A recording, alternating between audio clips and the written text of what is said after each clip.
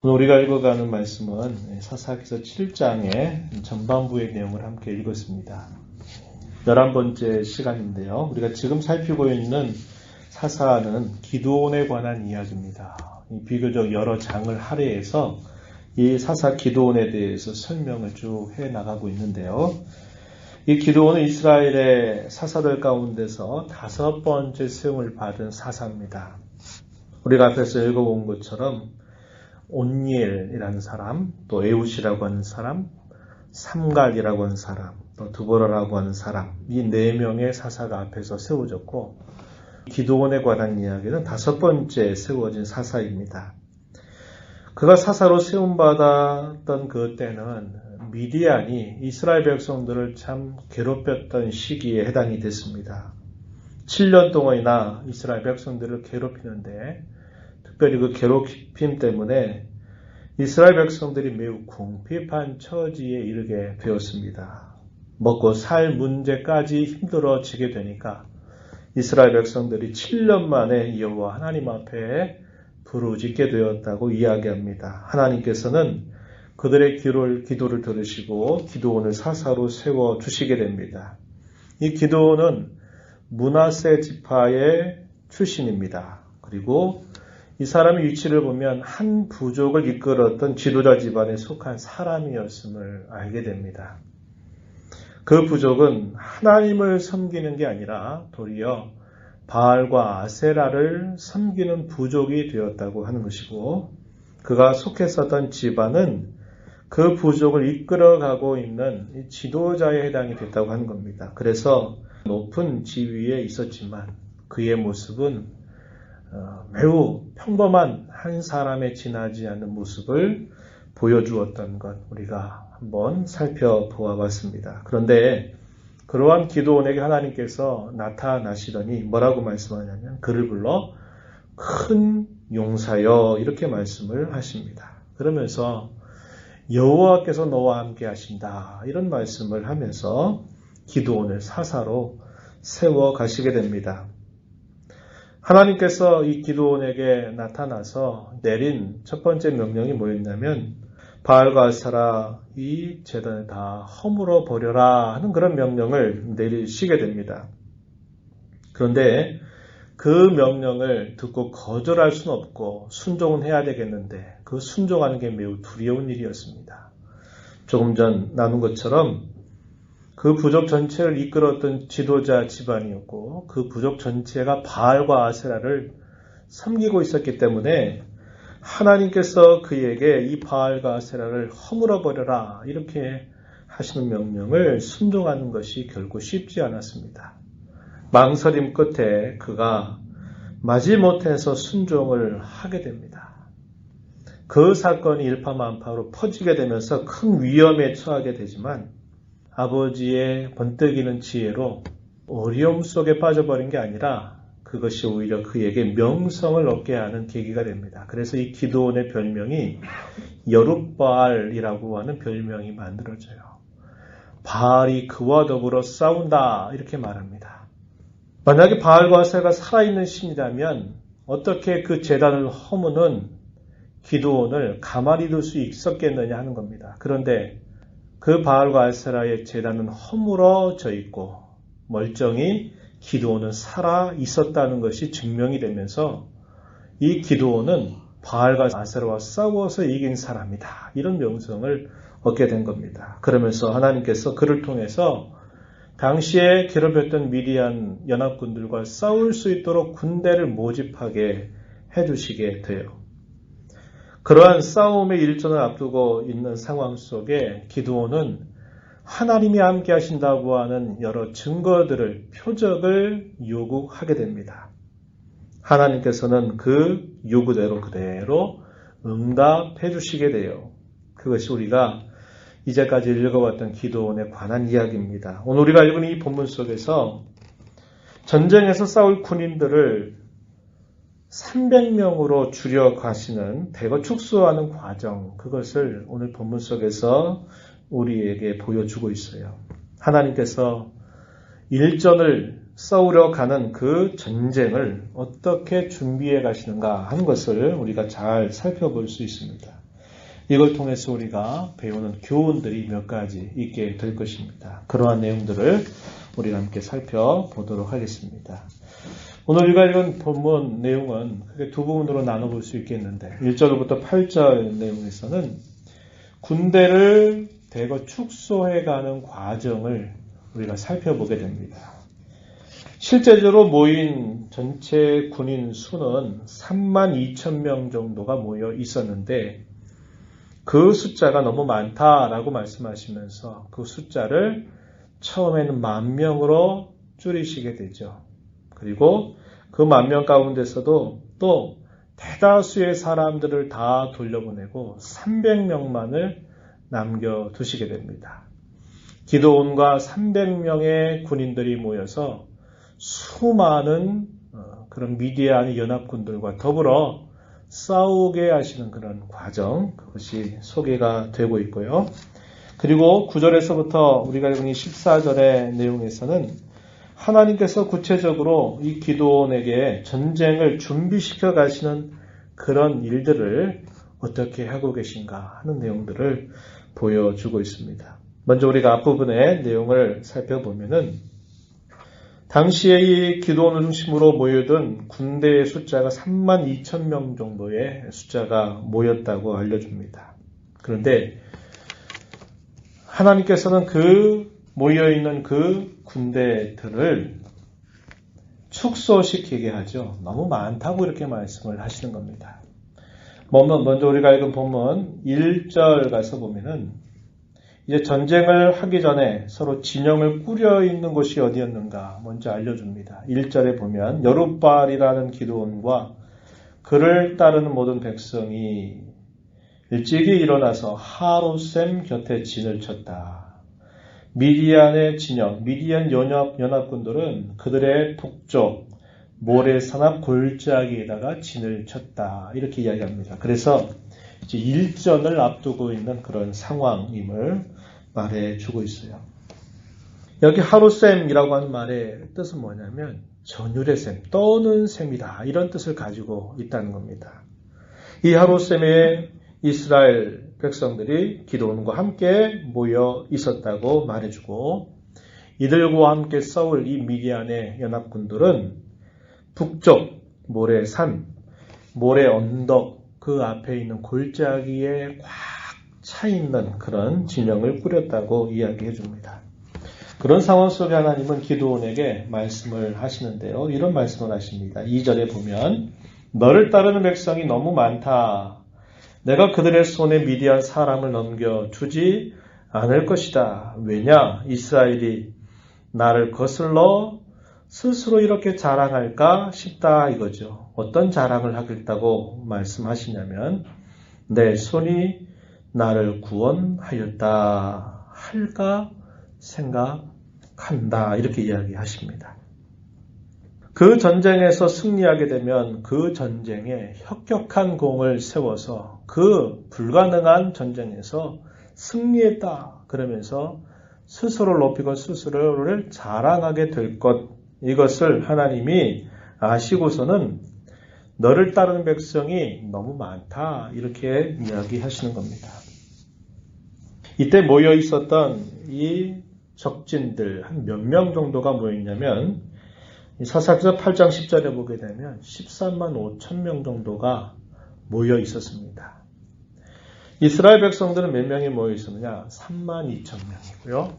이 미디안 연합군은 13만 5천 명. 숫자로 비교가 안 될 만큼 어마어마한 수적인 차이를 가지고 지금 싸우려고 준비하고 있는 상황이었습니다. 그런데 하나님은 기드온에게 야 기드온아 너무 많다 이렇게 말씀을 하시는 겁니다. 그러면서 기드온에게 이렇게 말씀을 하시죠. 계속 이어지는 말씀 보면 3절에 이렇게 말합니다. 너는 백성에게 이렇게 말하라는 거죠. 누구든지 두려워 떠는 자는 길로와 산을 떠나서 돌아가라 이렇게 말하라. 이렇게 하나님께서 기드온에게 말씀하시게 됩니다. 그 말을 듣고서 이스라엘 백성들 가운데서 2만 2천 명이 돌아가게 되었다. 이렇게 이야기합니다. 남은 군사가 10,000명이었다고 이야기해 주는 겁니다. 그래서 이 숫자를 합하게 되면 32,000명 정도가 모여 있었다 하는 것이죠. 처음에는 싸워야 되겠다라는 마음을 가지고 그곳에 함께 모여왔습니다. 그런데 자신들이 모여있는 군사들의 숫자와 그리고 자신들과 싸우려고 하는 미디안 연합군의 숫자를 보니까 눈으로 봐도 벌써 비교가 안 될 만큼 너무나 차이가 나는 겁니다. 야, 이 전쟁, 과연 이게 전쟁이나 될까? 이런 두려움이 그들을 분명하게 엄습했을 것입니다.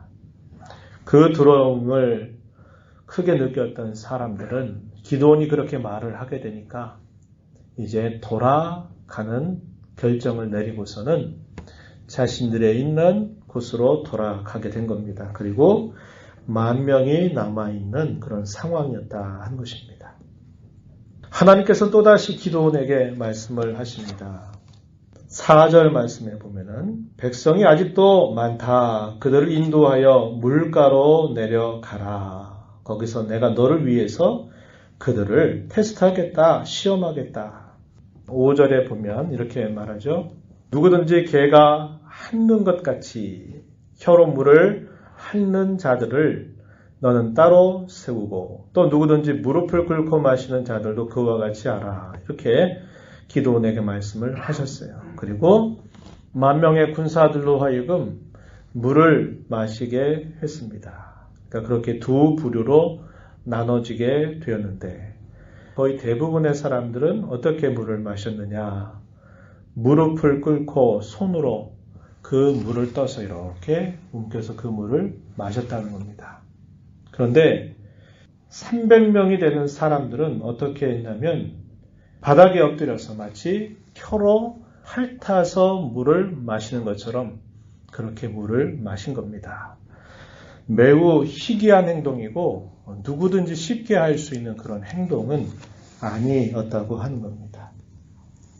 하나님께서는 누구를 택하게 하시느냐? 대다수의 사람들이 했던 사람들을 돌려보내라고 말씀하시고 핥아서 물을 마시는 사람 300명을 데리고 전쟁에 나갈 것을 말씀을 하시게 됩니다.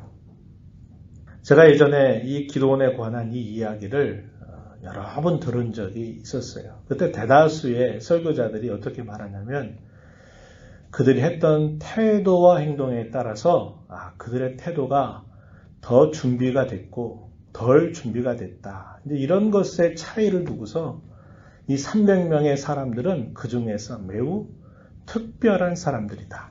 이렇게 이제 많이 이 말씀을 전했어요. 근데 이 말씀을 잘 보세요. 이 말씀은 그걸 보여주는 게 아닙니다. 그 300명이 남다르게 전쟁에 나가려고 하는 특심을 가지고 있었다. 그렇기 때문에 그 300명이 선택받아서 기드온과 함께 그 전쟁에 나가게 됐다. 이렇게 보여주지 않는다는 거예요. 여기서 보여주는 건 뭐냐면 하나님께서는 이 전쟁의 승패가 사람이 많음에 달려있는 게 아니라는 것을 분명하게 기드온에게 보여주시기를 원하셨어요. 그래서 그 사람들이 어떠한 태도로 마셨느냐 하는 것에 주안점을 둔 게 아니라 그들 대다수가 하는 행동 가운데서 소수의 무리가 하는 그 사람들을 선택하도록 하셨다는 겁니다. 그래서 그 전쟁이 300명이 참 대단해서 훌륭해서 그 전쟁이 승리하게 되었다라는 것을 보여주는 게 아니라 그들의 숫자가 그렇게도 적음에도 불구하고 하나님께서 친히 그 전쟁에 함께 하시게 되니까 그 전쟁이 결국 승리하게 되었다라는 것을 보여주는데 그 초점이 맞춰져 있다 하는 것입니다. 그래서 9,700명 정도 되는 대다수의 했던 사람들은 돌려보내서 예비병력으로 기다리게 한 겁니다. 그리고 300명이 했던 특별한 행동을 한 그 사람들을 하나님께서 기드온에게 선택하라고 말씀을 하십니다. 그리고선 이 300명을 가지고 이제 전쟁에 나가려고 하시는 거예요. 이제 군사들은 하나님께서 기드온을 통해서 이미 선별해 놓으셨어요. 그리고 난 다음에 하나님께서 어떠한 일을 하고 하나하나 차곡차곡 하시는가. 그 이야기가 오늘 우리가 읽은 본문 9절 이하로부터 또 소개가 되고 있는데 하나님이 또다시 하시는 일이 뭐냐면 먼저 이 기드온에게 명령을 내리시게 돼요. 어떤 명령을 내리시느냐? 9절 가서 한번 말씀을 보시죠.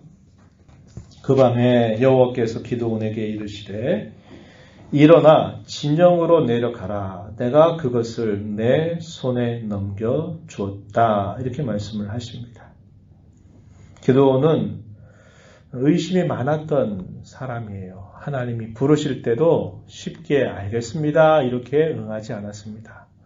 나는 참 못난 사람이고 나는 별스럽지 않은 사람이고 나는 그렇게 할 만한 사람이 못 됩니다 하면서 여러 차례 거절했어요.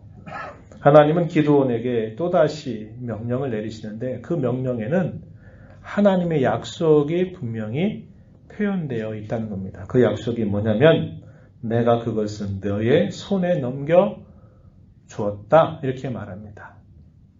하나님이 그들을 다 너의 손에 붙였다. 그 전쟁에 내가 너를 승리하게 할 것이다 라고 하는 분명한 약속을 함께 주시면서 너 적진으로 지금 밤에 들어가라 이런 명령을 기드온에게 내려주십니다. 그러면서 하나님이 이 기드온을 아셨어요.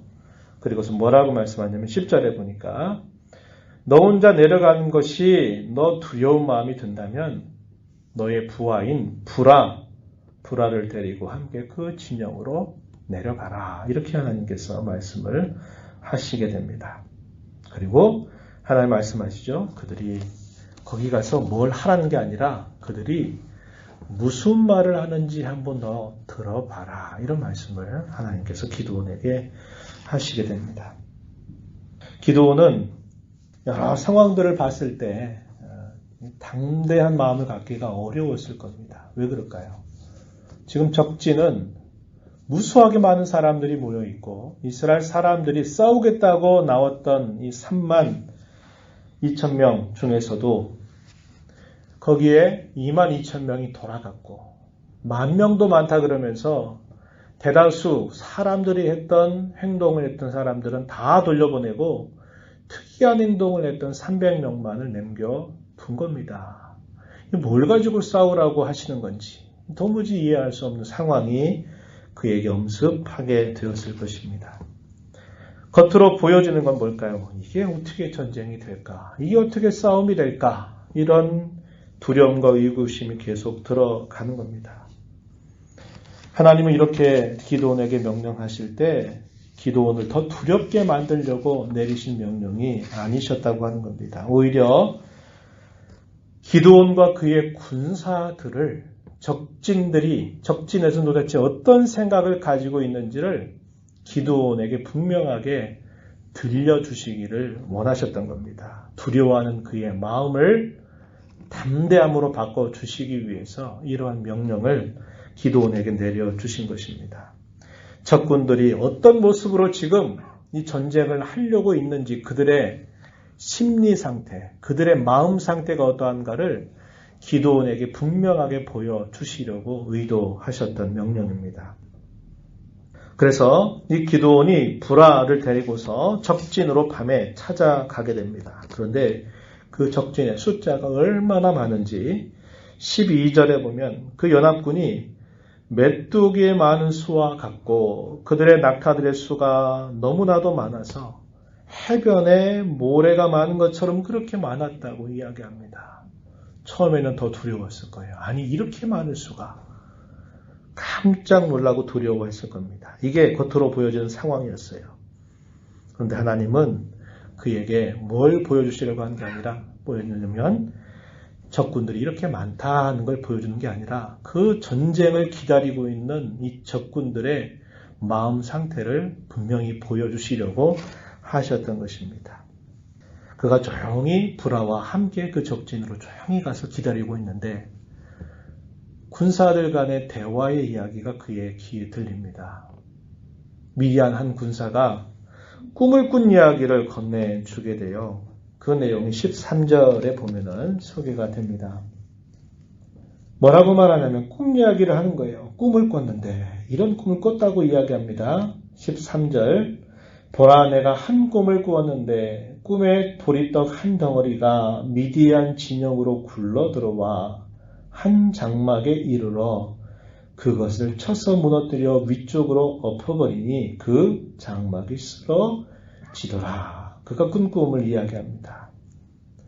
그들이 진영, 이 미디안 진영, 어떤 진영일까요? 지금 전쟁을 하려고 빽빽하게 지금 진영을 꾸리고서 지금 밤에 잠을 취하고 있는 겁니다. 그 진영을 이렇게 표현한 거죠. 그리고 보리떡 한 덩어리가 그 진영 안으로 들어왔다는 거예요. 이 보리떡은 당시에 궁핍했던 이스라엘 백성들의 식량입니다. 식량. 보잘것없는 하찮은 그런 식량을 나타내는 하나의 그런 표현입니다. 근데 그것이 미디안 군사들이 모여있는 그 진영으로 들어와서 그것이 장막을 쳐서 그것을 무너뜨리는데 그 장막이 다 쓰러져 버리는 것을 꿈을 꿨다고 이야기한 겁니다. 긴장하고 있는 그 백성들 속에 꿈을 꿨다. 이것은 그들에게 있어서 굉장히 충격을 줄 만한 것이었는데 그 내용이 더 충격적인 것이었습니다. 이 말을 내가 이런 꿈을 꿨다고 이야기하니까 그 말을 들은 한 군사가 그 꿈은 이거 같다. 이렇게 이야기를 하는 이야기가 또 소개가 됩니다. 그 내용이 14절에 보면 이렇게 표현되어 있어요. 그의 친구가 이렇게 대답합니다. 이는 다른 것이 아니다. 이스라엘 사람 요아스의 아들 기드온의 칼이다. 하나님이 미디안과 그 모든 진영을 그의 손에 넘겨주셨다. 이렇게 그 꿈의 내용을 그가 이렇게 해석을 해주게 된 겁니다. 이걸 통해서 기드온이 그 적군들의 마음, 심리 상태가 어떤 것인가를 보게 됐어요. 그게 뭐냐면 자신을 너무나 두려워하고 거의 공포 상태에 지금 처해져 있다는 것을 읽게 된 겁니다. 하나님께서 그 적진들 사이에 그 군사들에게 그러한 두려움을 꿈을 통해서 그것을 보여주시고 그 꿈의 내용이 무엇인가를 설명하는 말 속에서 기드온이라고 하는 사람이 그 이름을 무서워해서 거의 공포 상태에 빠져있는 그 적진의 모습을 보여주게 된 것입니다. 기드온은 그것을 보고 알아차립니다. 하나님께서 왜 나를 이 한밤중에 나를 이 미디안 진영에 스파이처럼 들어가서 정탐하라고 하셨는지를 내가 알았다. 나도 두렵고 우리도 다 두려워하고 있는데 실제적으로 이 수많은 군사들이 이렇게 공포 상태에 지금 젖어 있구나. 이것을 그가 깨닫게 된 겁니다. 그래서 그가 그걸 통해서 용기백배해지는 그런 경험을 하게 돼요. 그래서 그 전쟁에서 결국 달성을 하게 되는 그런 부분들을 하나님이 준비시켜 가심을 우리가 보게 되는 겁니다. 하나님의 이 계획표, 하나님의 시간표 안에는 이러한 것들이 하나하나 질서정연하게 모든 일의 시작과 그 진행과 과정, 결말 그것들이 다 하나님의 시간표 안에 다 계획이 서 있는 겁니다. 그리고 그 시간표에 따라서 기드온을 불러서 이거 하나 알려주고 타일러주고 또 보여주고 또 하나 보여주고 타일러주고 이렇게 하면서 그의 마음을 계속적으로 그의 마음을 북돋아 주시게 돼요. 그래서 한낱 보편적인 한 사람에 지나지 않았던 이 기드온을 처음 그에게 나타나서 말씀하신 것처럼 큰 용사요.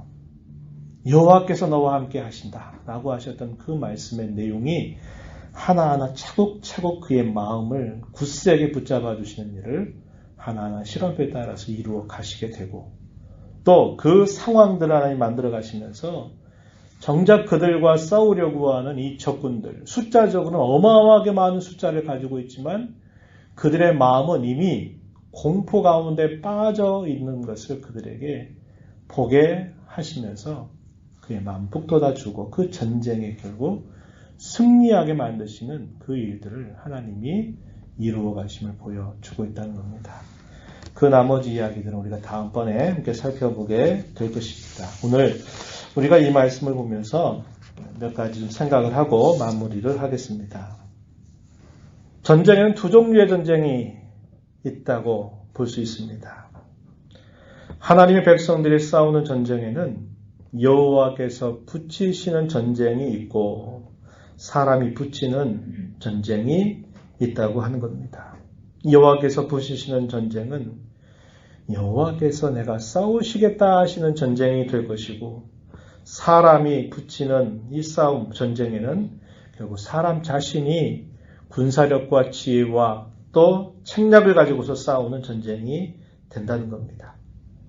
하나님께서 싸우시는 전쟁은 하나님이 함께 하시는 전쟁임을 보여주죠. 그러나 이 뒤에 주어지는 이 전쟁은 하나님께서 함께 하시는 게 아니라 자신들의 군사력과 지혜로 싸우는 전쟁이 된다고 하는 겁니다. 그 전쟁의 승패는 분명하죠. 이스라엘 백성들에게 있어서의 그 전쟁의 승패는 군사력에 달려있지 않습니다. 물론 무시하지도 않아요. 그리고 그 싸우는 전략이나 전술을 무시하지도 않습니다. 그러나 그것보다 월등하게 중요한 것은 뭐냐면 하나님이 그 전쟁을 붙여주셨느냐, 붙여주지 않느냐. 다시 말하면 하나님께서 그 전쟁에 함께 하시느냐, 함께 하시지 않느냐 하는 것이 그 전쟁의 승패를 가른다는 것을 분명하게 보여줍니다. 하나님은 숫자를 계속 줄여가셔요. 왜? 그 전쟁에서 승리한 게 결코 자기들의 힘이나 지혜나 모략에 의해서 승리한 전쟁이 아니라 이것은 우리가 한 일이 아니라 여호와 하나님께서 해주신 전쟁이라고 하는 것을 잊지 않게 하시려고 하나님은 숫자를 계속 줄여가시는 일을 하셨던 것입니다. 그리고 적진들의 마음을 하나님이 보여주심으로써 오직 그 전쟁의 승패는 여호와 하나님이 함께 하시느냐 함께 하시지 않느냐의 승패가 달려있다. 이것을 보여주는 겁니다. 이런 모습은 어디에서도 나타납니까? 후대의 다윗이 골리앗과의 싸움에 나아갈 때도 그 먹동이었던 소년이 그 당시에 키골이 장대한 이 골리앗과 싸우러 나갈 때도 전쟁의 승패는 사람의 많고 적음에 달려있지 않다. 나는 만군의 여호와의 이름으로 내가 너에게 나아간다. 이렇게 이야기해서 골리앗을 때려 눕히고 그의 목을 치는 그런 대승을 거두게 되죠.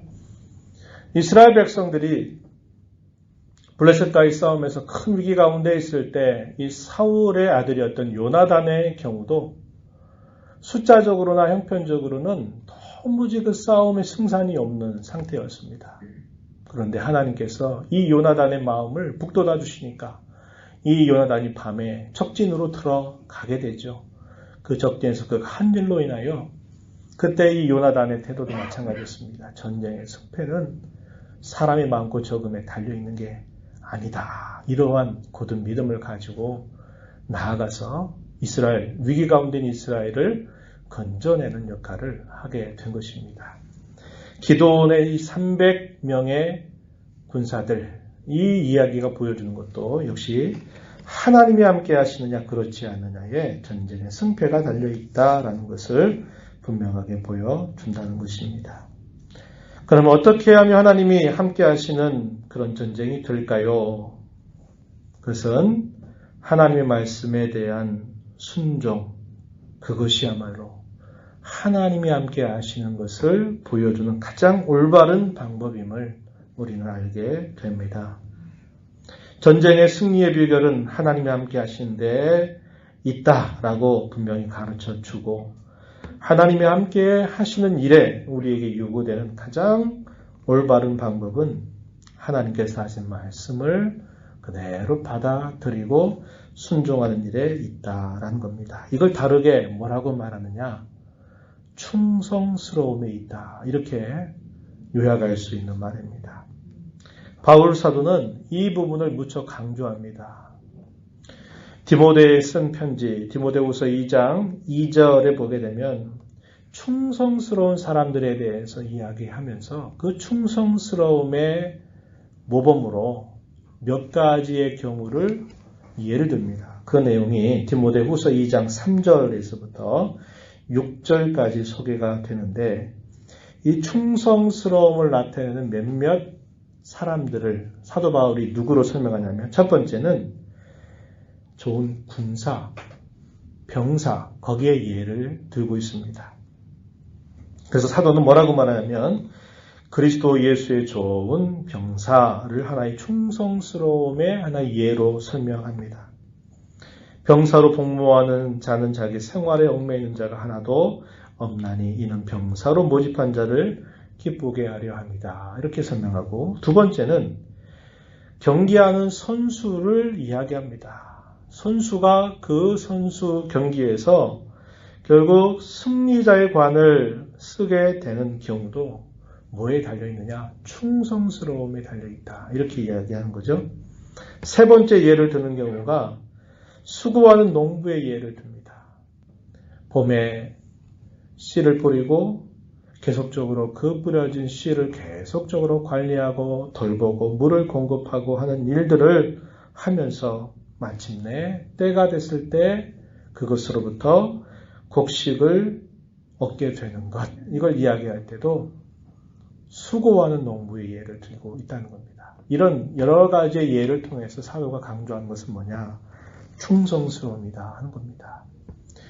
우리가 영적인 싸움을 싸워갈 때 하나님의 말씀에 대한 순종 이것이 대단히 중요한데 이걸 다르게 충성스러움이라고 우리는 그 표현을 이해할 수 있다고 하는 것입니다. 하나님을 향한 충성스러움 이것이야말로 승전의 기쁨을 맛보게 해주는 것이 된다는 것을 우리는 배우게 되는 것이죠.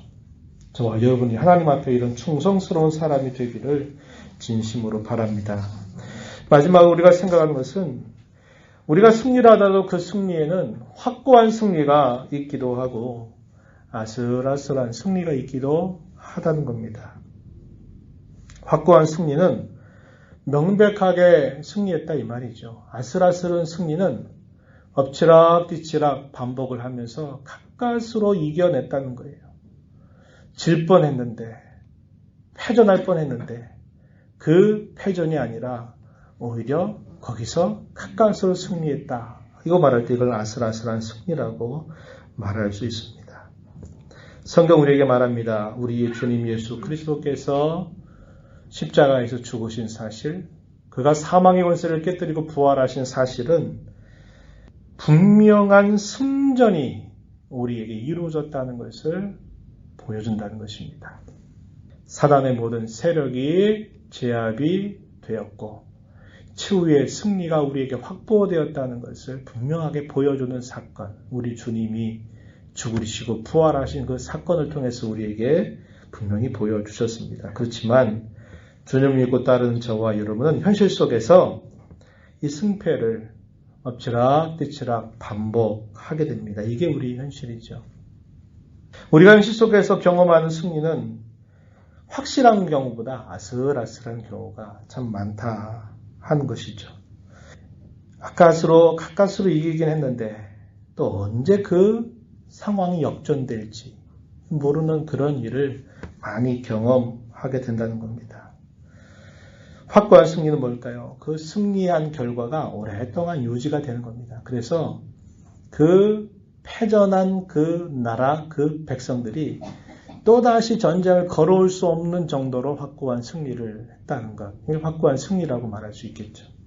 그러나 1차전에서는 승리를 했는데 머지않아 2차전에서 또 전쟁이 붙었는데 2차전에서 패배를 해버렸다. 이런 경우는 확고한 승리가 못 되는 거죠. 왜?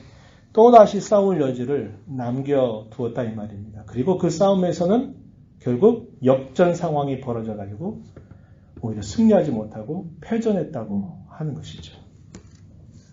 그게 뭘까요? 그렇게 하는 중요한 이유가 뭐냐면 오늘 우리가 읽은 본문 속에서 한 가지 배웁니다. 그게 뭐냐면 교만이라는 거예요. 승리했어요. 근데 그 승리를 누구의 공으로 돌리는 겁니까? 우리가 그때 그 피비린내 나는 그 어려운 전쟁 속에 목숨을 걸고 영웅당 같은 이야기를 막 쏟아내는 거죠. 그때 우리가 300명밖에 안 되는데 그 전쟁에 말도 안 되는 이 전쟁에서 300명 가지고 그 전쟁을 대성을 거두지 않았냐 이렇게 생각하면서 그 모든 공을 자신들의 영웅담 같은 이야기로 돌려버리게 되면 그 전쟁은 금방 역전돼 버리는 상황이 벌어지는 겁니다. 또 뭘까요? 같은 이야기인데 또 다른 이야기입니다. 하나님이 함께 하셔서 그 전쟁에 승리하게 하셨다는 사실을 잊어버리는 거죠. 망각입니다. 망각. 이스라엘 백성들을 약속의 땅 가나안으로 딱 이제 들이실 즈음에 하나님께서 모세에게 그 가나안 땅을 점령하게 될 그 백성들을 모아놓고 한 이야기가 그겁니다. 여러분, 분명히 두려워야 될 것이 있습니다. 그 두려워야 될 것이 뭐냐? 여러분이 가나안 땅에 들어갔을 때 마치 그것이 여러분들의 힘과 지혜로 얻은 것이냐? 그렇게 생각하면 안 됩니다. 그럼 여러분들이 그 가나안 땅에 들어갔다 하더라도 그 땅에서 여러분들은 망하게 되고 말 것입니다. 이걸 두려워해야 됩니다. 이야기했어요. 또 하나 이야기한 게 뭐냐면 하나님 잊지 말라는 거예요. 우리의 실력으로 들어온 게 아니라 하나님께서 우리와 함께 하셔서 우리에게 이런 은혜를 주셨으니 우리는 하나님을 떠나서는 살 수 없는 백성이라고 하는 것을 잊어서는 안 된다는 거예요. 있는 것을 두려워해야 됩니다. 이게 무엇보다 중요한 일입니다. 모세가 광야에 모여있는 백성들에게 그 이야기를 힘주어 이야기했어요. 근데 이스라엘 백성들이 가나안 땅에 들어가고 나서 결국 그들이 시간이 흘러가면서 어떻게 됐습니까? 그 땅에서 망해서 다 쫓겨나 버리게 되죠. 왜 그랬을까요?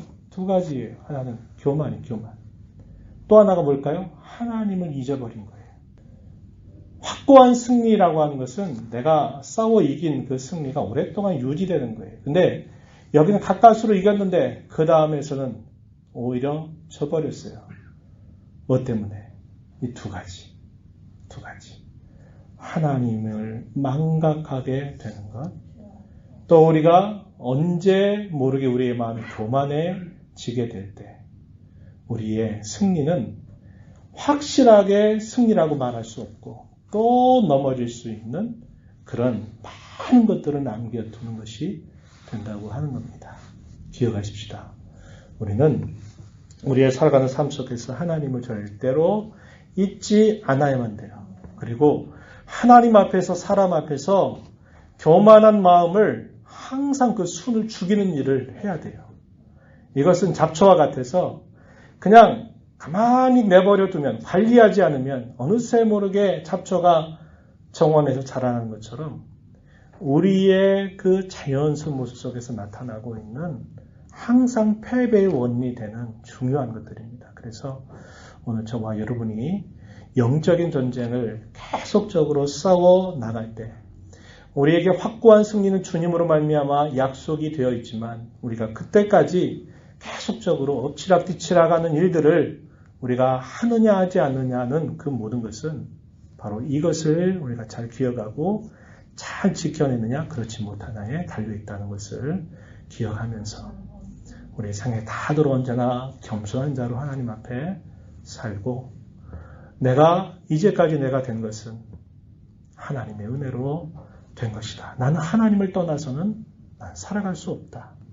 하나님이 나를 도와주지 않고서 나는 어떤 것도 할 수 없고 하나님이 함께 하시지 않다면 나는 모든 것들이 다 삶의 의미가 없다라고 하는 이런 사실을 마음에 깊이 간직하면서 또 서로를 잘 챙겨가면서 이런 영적인 싸움을 좀 더 확고하게 승리로 이끌어가는 정말 여러분 되기를 축복합니다. 하나님 아버지 오늘도 저희들을 불러주셔서 말씀을 통해서 당시 이스라엘 백성들에게 그 전쟁, 생명을 건 전쟁에서 그 전쟁의 승리가 어디에 달려있는가를 하나님은 분명하게 기드온과 그의 백성들에게 보여주십니다. 전쟁의 승패는 사람의 많고 적음에 달려 있는 것이 아니라 하나님이 함께 하시도록 하는 전쟁이냐 아니면 사람이 싸우는 전쟁에 따라서 그 승패가 결정됨을 보여주셨습니다.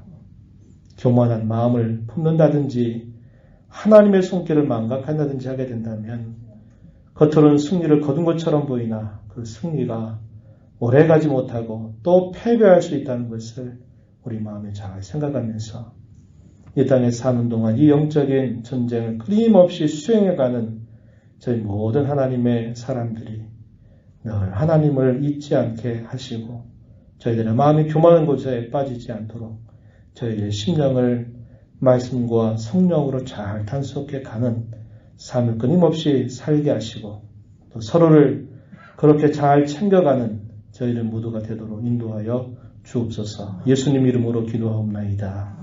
아멘.